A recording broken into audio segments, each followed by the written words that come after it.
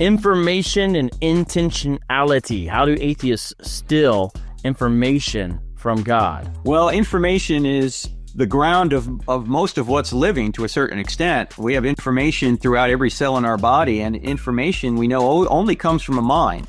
If you're walking along the beach and you see John loves Mary in the sand, you don't think natural laws did that or the waves did that. You immediately say there had to be a mind that put that in the sand. Well, if John loves Mary requires an intelligent being, then how about a message that's 3.2 billion letters long in every one of your 40 trillion cells? Where does that come from?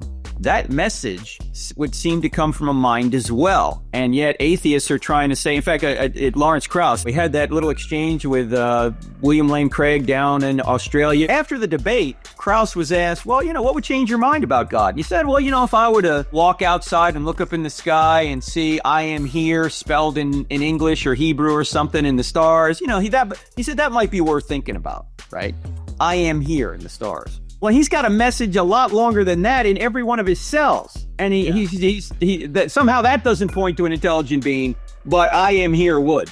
Now, I don't know if you saw this. It's sort of a recent interview with Dawkins, and he was asked that classic question, what would it take to convince you? And he says, I used to pay lip service to the idea that if there was some kind of message in the stars or something like that, that would do it. But now the more that I think about it, nothing would, because it's conceivable that aliens could come with the technology and they could have done that too.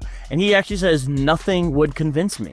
Well, yeah, because he's not actually a theist. He's an anti-theist. He admits that. He says, I'm an anti-theist, like my friend Christopher Hitchens when Hitchens was alive. Meaning he's just not a disbeliever in God. He rejects God. He doesn't want God to exist. He even said in a debate with John Lennox, we celebrate there's no God. Now, what's time out? What do you mean you celebrate? What's that? That's science? You celebrate that there's no God? Why? Basically because everyone knows that it's not a matter of the mind, it's a matter of the will. Maybe they don't want God because of moral accountability. Why is he and Dawkins open to suggesting an alien brought life here, but not God? Well, because an alien doesn't bring moral accountability with him, but God does. See, God, right. That's the problem. God's bringing moral accountability.